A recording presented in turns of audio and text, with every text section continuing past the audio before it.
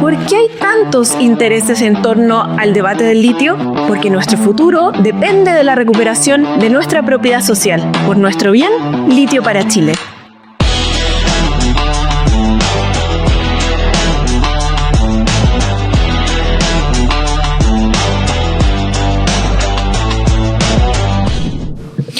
Hola, en este espacio Litio para Chile, el espacio donde analizamos una serie de aspectos fundamentales de nuestro principal bien estratégico, en particular para el futuro.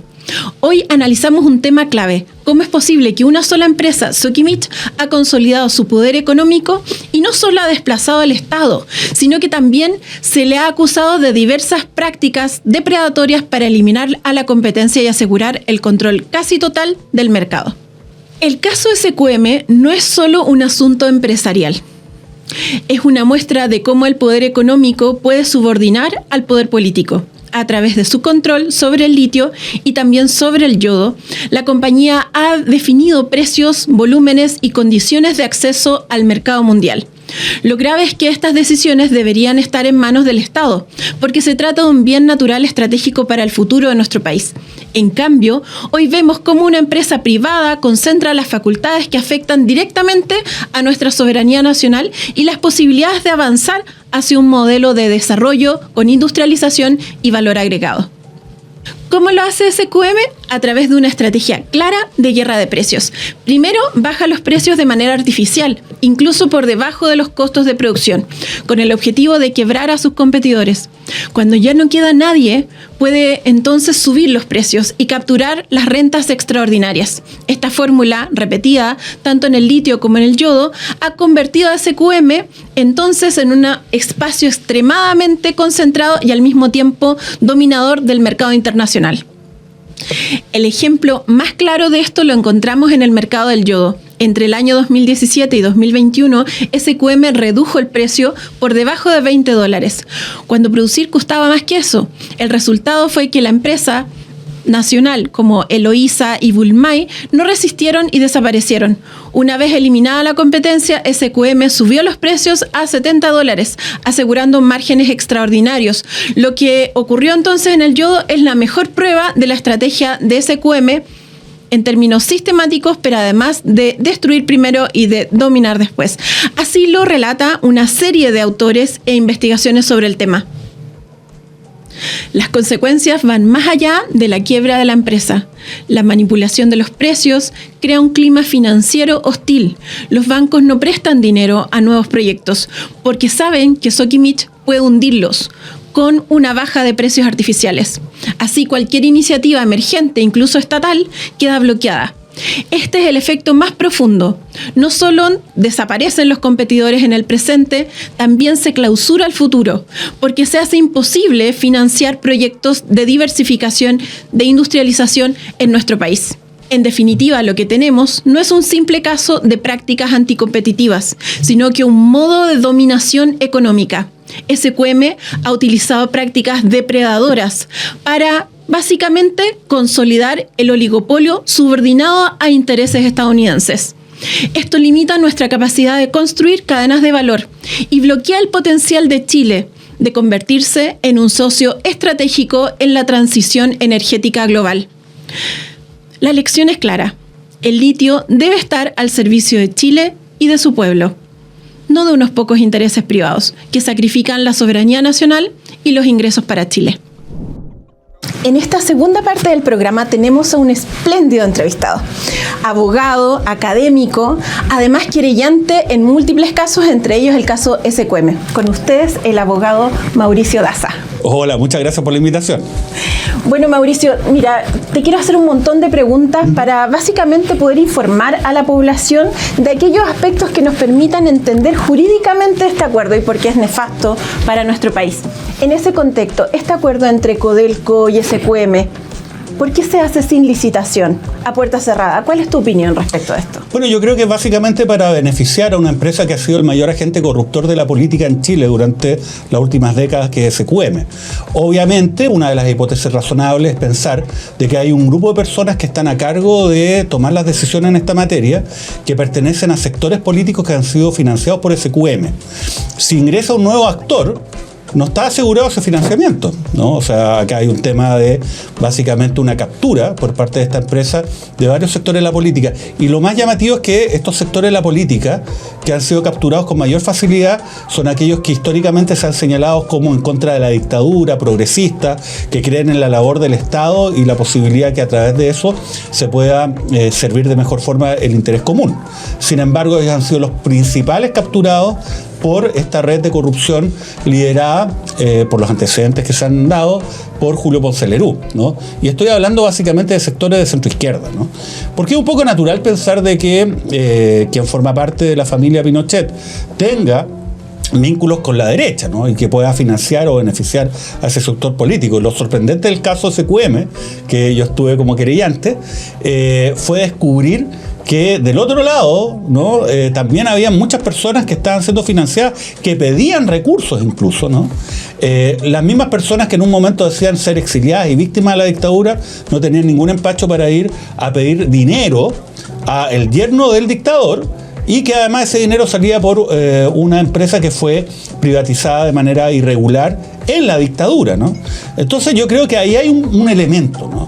Porque llama la atención que precisamente el Frente Amplio, Gabriel Boric, que se autodenominó como la verdadera izquierda en algún momento, haya ido a entregarle a SQM sin licitación y en condiciones absolutamente perjudiciales para el Estado la explotación de la mayor reserva mundial de litio hasta el año 2060, precisamente a SQM, ¿no? Entonces, bueno, yo creo que hay varias hipótesis, pero mira, más allá del por qué esto haya ocurrido, lo cierto, ¿no? Lo objetivo, si uno analiza las condiciones del contrato, es que esto es un muy mal negocio para Chile. Y además pareciera que el mecanismo que utilizan para generar esta estructura de corrupción no es solo el financiamiento ilegal de la política, sino que eso va de la mano con la entrega de recursos del patrimonio del Estado a manos de determinados grupos en particular, que son los que financian, digamos, las campañas de forma ilegal. Eso es lo que uno ha podido observar a lo largo de la historia de nuestro país. Bueno, sí, es parte de la captura de los grupos económicos, de los grandes grupos económicos del Estado, ¿no? Y eso se dio a partir de la dictadura, eso todos bien lo sabemos, pero además se da lo que llama la atención, ¿no? En estos gobiernos denominados de centro de izquierda. Entonces mucha gente decía, oye, la concertación no fue entreguista, ¿ya? Y eso fue lo que se criticó. De hecho, el Frente Amplio llegó al poder a partir de ese discurso. Decir, oiga, ¿sabe qué? Finalmente, en la transición, lo que hizo estos sectores de la autodenominada centroizquierda fue entregarle el país a los grandes grupos económicos, o sea, profundizar lo que hizo la dictadura de Pinochet. Y ahí es donde surgieron figuras como Gabriel Boric, ¿no? Que eran básicamente figuras que estaban de alguna manera impugnando, ¿no? A esos sectores. Y ellos decían, bueno, confíen en nosotros porque nosotros somos la verdadera izquierda, tenemos estos fundamentos, digamos, estas convicciones.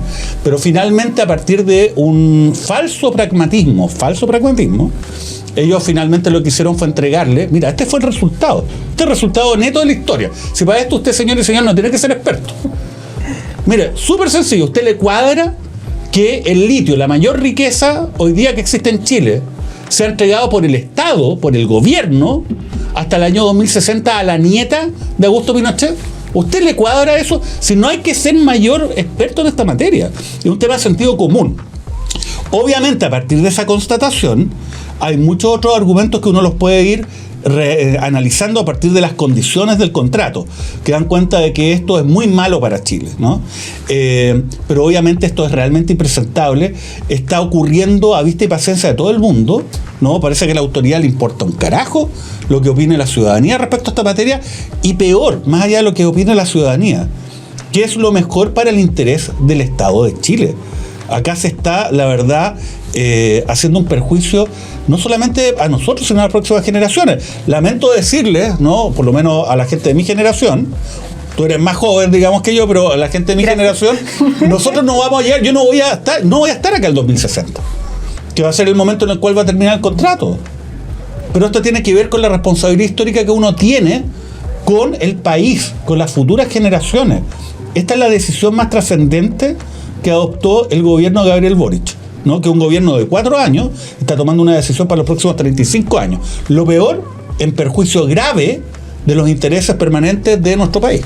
¿Qué significa además que se haya extendido el contrato hasta el 2030, el contrato actual que tiene Sokimich con Corfo, pero que al mismo tiempo se le permitan incorporar una cuota adicional de explotación, sin ningún tipo de pago por esa extensión de contrato? Claro, que lo que pasa es que hay que analizar que este contrato, en el fondo, el acuerdo que está impulsando el gobierno de Gabriel Boric a través de Máximo Pacheco, involucra dos etapas, ¿no? La primera etapa tiene que ver con qué es aquello que ocurre hasta el término del contrato vigente. El contrato vigente fue un contrato también abusivo, ojo, establecido entre gallo y medianoche, el año 1995, en pleno gobierno de Eduardo Frei Ruiz-Tagle, donde se le entregó el Salar de Atacama a SQM. Estamos hablando, digamos, claro, del año 1995, se le entregó hasta el año 2030. ¿Ya? Y se le entregó en condiciones que realmente eran abusivas. O sea, se le arrendó a SQM, esa es la versión original del contrato, por $15,000 al año el Salar de Atacama. O sea, estamos hablando aproximadamente de $1,5 millones de pesos al mes. Imagínate, es una locura. Y además un 6,8% de las ventas que ellos hicieran y que declararan. Finalmente, al cabo de varios años donde nadie fiscalizó, donde mucha gente, mucha autoridad era invitada regularmente a viajar con los gastos pagados en charters, o sea, en vuelos privados, todo pagado por SQM, hasta el Salar de Atacama, se pegaban un fin de semana, tomaban champañita, hasta en un lindo hotel, llevaban a diputados, autoridades. Durante esa época nadie fiscalizó este contrato. Cuando se descubrió que ellos no estaban ni siquiera cumpliendo esas condiciones mínimas, entonces Corfo demandó, ¿no? El incumplimiento del contrato. Pero ahí obviamente se llegó a un acuerdo, ¿no? Porque no se podía dejar sin efecto el contrato, ¿no? Que enriquecía las arcas de Julio Ponce. Y se llegó a un acuerdo donde se mejoró las condiciones para el Estado y se mantuvo el término del contrato hasta el año 2030. ¿Qué es lo que hace la administración de Gabriel Boric? Lo que hace es decir, ya sabe qué, vamos a hacer lo siguiente. Vamos a hacer que el Estado ingrese a ese contrato antes de su vencimiento, que es el año 2030, ¿ya? Y lo que vamos a hacer es establecer una nueva sociedad. La sociedad, el 50% más uno, lo va a tener el Estado a través de Codelco, ¿ya? Y el 49% lo va a tener una empresa privada. Y esa empresa es la que va a, básicamente, administrar este contrato hasta el año 2030 cuando termine. Ahora, ¿cómo se elegía a la empresa privada? Ese era el problema.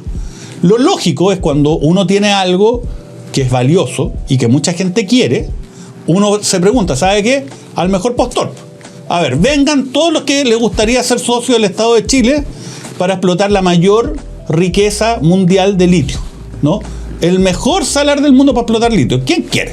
Porque obviamente hay muchos actores a nivel internacional que van a estar interesados.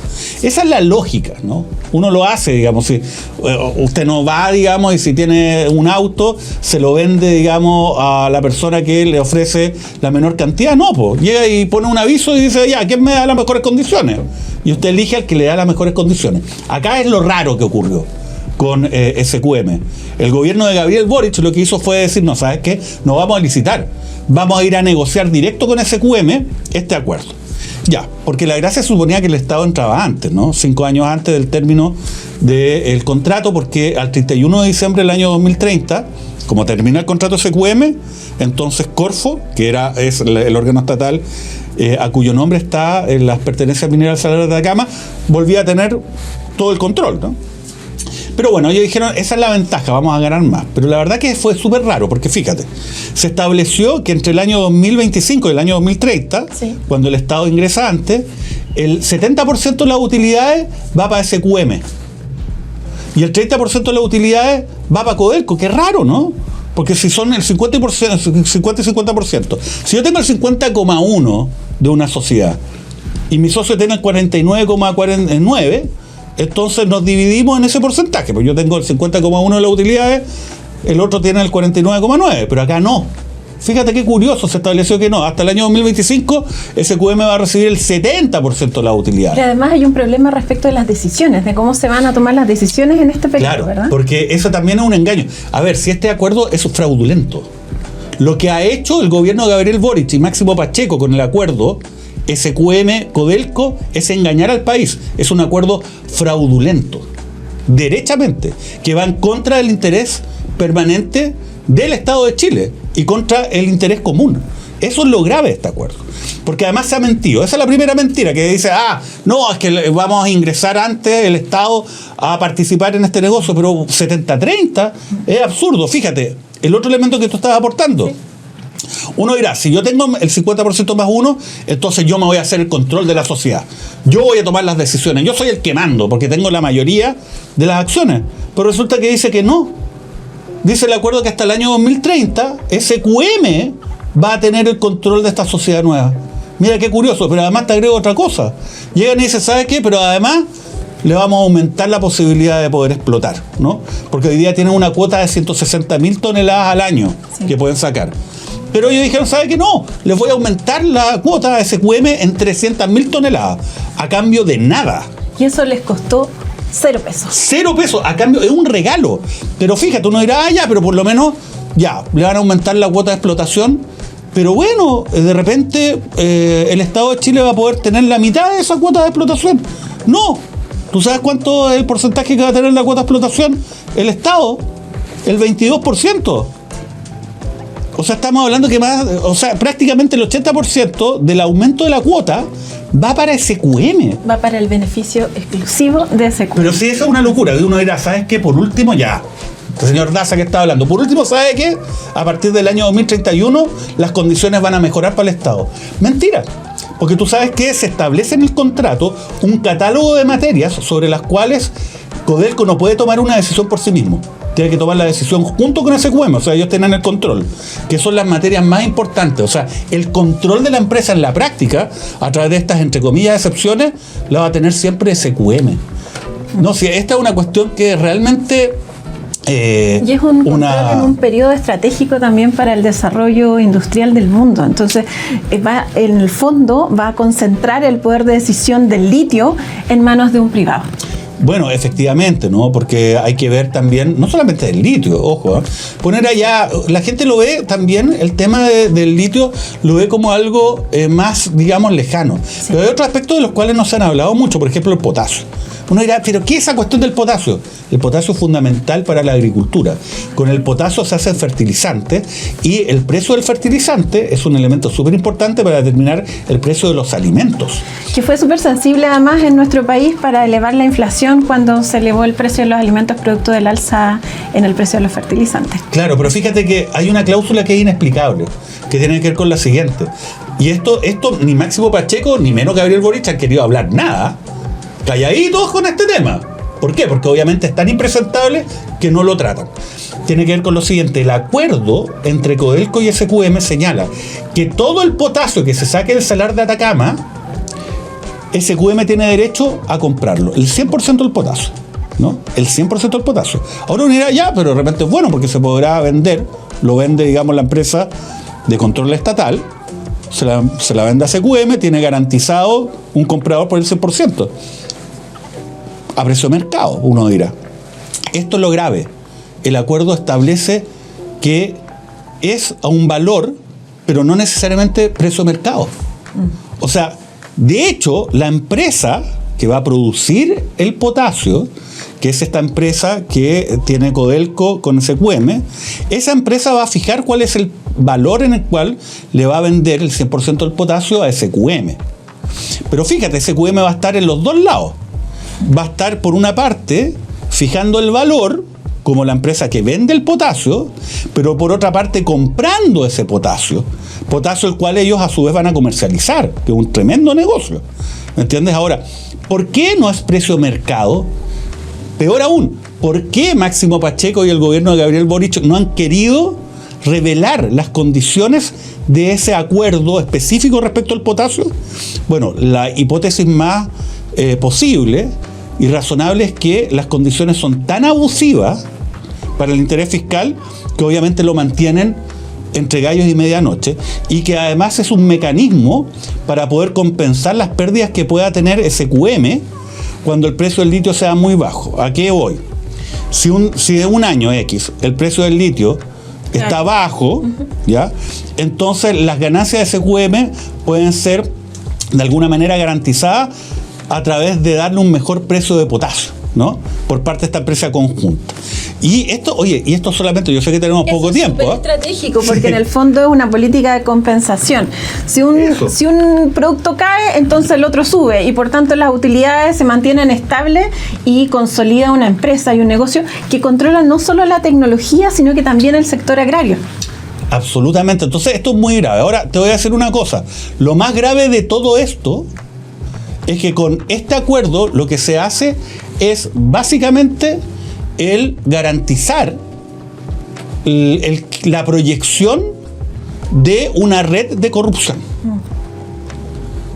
Ese es todo el punto, porque SQM ha básicamente manejado una red de corrupción política durante los últimos años, y a través de esta vía se garantiza que esa empresa que ha estado involucrada en estos actos de corrupción pueda seguir operando con márgenes muy grandes, teniendo una caja muy importante, que en una de esas va a poder terminar de nuevo en los bolsillos de varios operadores políticos, ¿no? Entonces yo diría que esa hipótesis que te estoy planteando surge con mucha fuerza cuando uno analiza lo inverosímil de lo que ha sido el acuerdo Codelco-SQM, que ha pasado a llevar no solamente el interés fiscal, también ha pasado a llevar, por ejemplo, a las comunidades indígenas. Y también el interés productivo de los otros sectores, incluso de los otros grupos económicos que no están relacionados con el sector minero, porque en la medida de que se concentran las rentas, no se distribuyen a través del Estado, en el fondo no generan mecanismos de redistribución y de incentivos productivos para modernizar e industrializar los otros sectores, y por tanto también pierden incluso los grandes poderes económicos.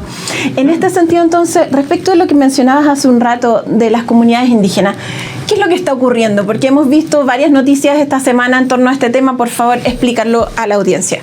Sí, en esto Máximo Pacheco actúa como un verdadero embustero, ¿eh?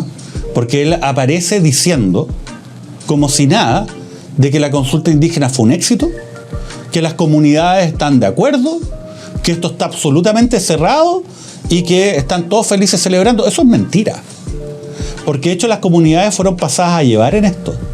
Acá se invitaron a muchas organizaciones indígenas al proceso de consulta indígena. Sin embargo, básicamente fueron tratadas como si fueran un bulto. ¿Por qué? Porque las sentaban en un momento, les pasaban el micrófono 2 segundos y seguían adelante. De hecho, en las últimas jornadas donde participaron en plenarios todas las organizaciones, resulta que compareció el vicepresidente ejecutivo de Corfo, el señor Benavente, y les garantizó de que se iba a hacer una sesión plenaria más, sobre todo para tratar el tema de los aportes que se iban a hacer a las comunidades.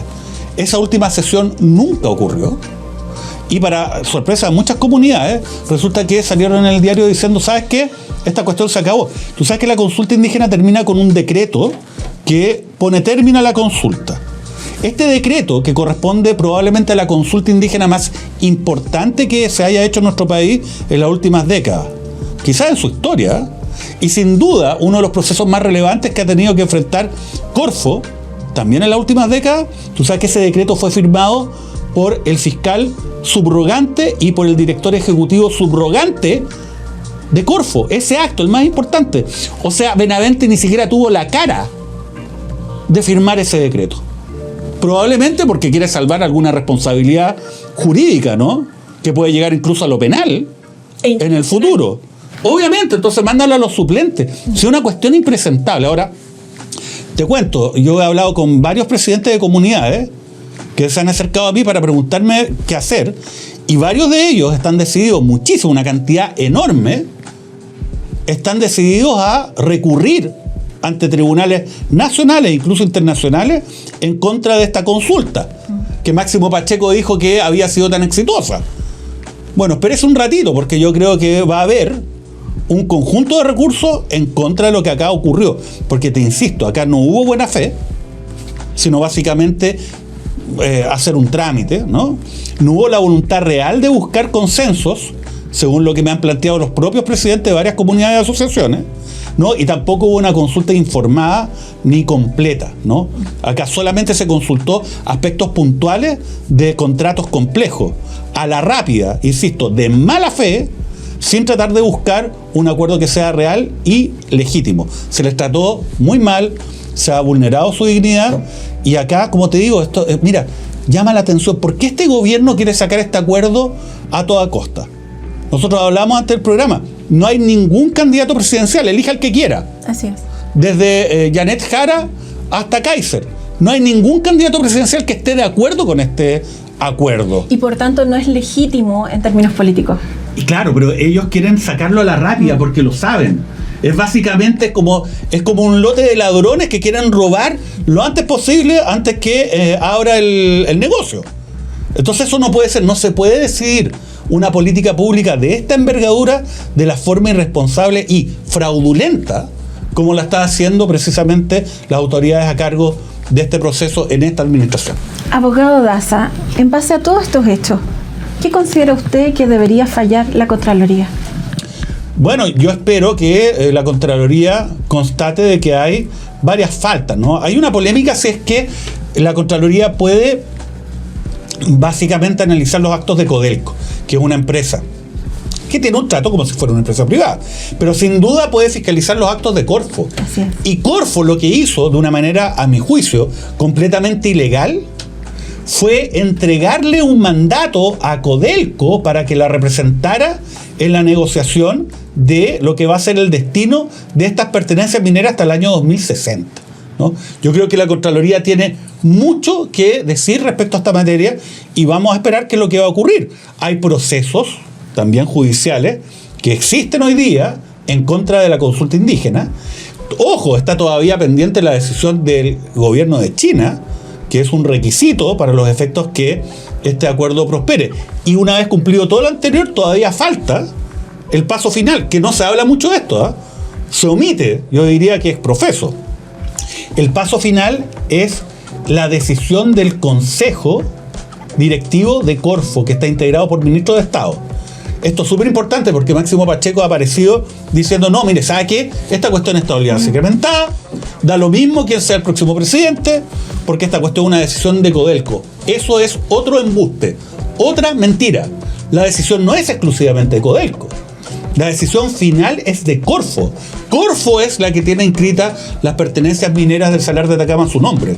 Y ese comité directivo de Corfo está integrado, como te decía, por ministros de Estado. Y los ministros de Estado son personas que son designadas de exclusiva confianza del presidente de la República. Entonces, si cambia la administración, ese consejo va a estar integrado por personas de la exclusiva confianza del próximo presidente. Y como tú ya lo sabes, y le cuento, señor y señor que nos está viendo, ningún candidato presidencial que hoy día está corriendo, ninguno está de acuerdo con este acuerdo, ¿no? Entonces, basta que esta situación se prolongue más allá de marzo del próximo año para que se caiga, ¿no?, este acuerdo fraudulento entre SQM y Codelco, cualquiera que sea el candidato que gane, ¿no? Entonces, por eso están desesperados. Si Máximo Pacheco está actuando más que director o presidente del directorio de Codelco, está actuando como si fuera un empleado de SQM. Y eso es absolutamente inaceptable, ¿no? Y además que los servidores públicos deberían custodiar el patrimonio que es de todos.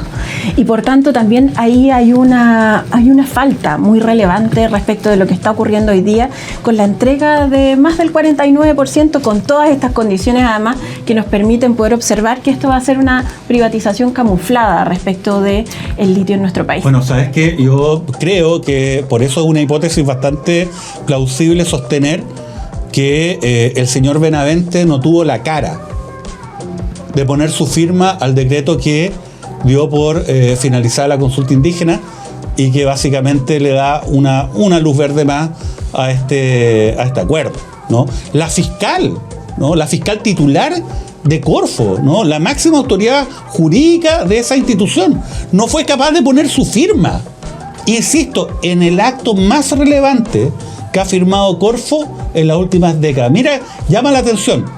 ¿No se estarán tratando de salvar si es que esto se cae y hay juicios que analicen lo que fue este proceso que, a mi parecer, es absolutamente fraudulento? En una de esas es así. Porque además hay que repetirlo, el litio se acaba en 30 años y por tanto este acuerdo es un acuerdo que va a marcar el horizonte de desarrollo o de imposibilidad y de precarización del sistema productivo en nuestro país. Muchas gracias por la entrevista. Te lo agradezco de todo corazón y que, por cierto, sigas en esta lucha tan importante que es fundamental, además, realizarla en términos jurídicos. Bueno, muchísimas gracias a ustedes por la invitación. Que estén muy bien. Hoy quiero desarrollar un punto clave en el debate económico de hoy. Mientras el gran empresariado impulsa una agenda económica con énfasis equivocados que se centra excesivamente en aspectos como la incertidumbre jurídica, la agilización de permisos para la inversión y las recientes regulaciones laborales, pareciera que está olvidando lo esencial. El verdadero desafío de Chile no es flexibilizar aún más a favor de los grandes capitales, sino construir un modelo productivo basado en la modernización tecnológica. Si nuestro país quiere avanzar hacia el desarrollo real, sostenible e inclusivo, necesitamos dar un salto cualitativo. No basta con extraer recursos, ni con acelerar los trámites administrativos. Lo que Chile requiere con urgencia es una estrategia que coloque la innovación, la ciencia y la tecnología en el centro de la economía. Con énfasis estatal, un proceso intensivo de modernización tecnológica permitirá al gran empresariado nacional reducir los costos, mejorar su competitividad, pero al mismo tiempo abrirá las puertas a la creación de nuevos procesos productivos. Me refiero a la posibilidad de desarrollar materiales avanzados, de crear productos con valor agregado y la reposición de Chile en el mercado mundial como un exportador ya no de materias primas, sino que como un país capaz de liderar la transición ecológica global. El litio es un ejemplo concreto. No basta con extraerlo, con exportarlo en bruto. La apuesta estratégica debe ser la industrialización. Transformarlo en cátodos, en baterías, en tecnología para impulsar la movilidad eléctrica, pero también la transición energética. Ese es el camino que nos permitirá construir un proyecto de país que piense en las próximas generaciones, pero también en el presente. La verdadera discusión entonces no es que hay más o menos permisos para invertir, ni las regulaciones laborales, si son incómodas o no para el gran capital. La discusión de fondo es que Chile se atreva a dar el salto hacia la modernización tecnológica, a la industrialización. Si no, seguirá entrampado en una estrategia que protege a un sector que ha lucrado con recursos básicos, con un modelo primario exportador. ¿Seguiremos siendo proveedores de materias primas o nos convertiremos en el país que produce el futuro? ¿Por qué hay tantos intereses en torno al debate del litio? Porque nuestro futuro depende de la recuperación de nuestra propiedad social. Por nuestro bien, Litio para Chile.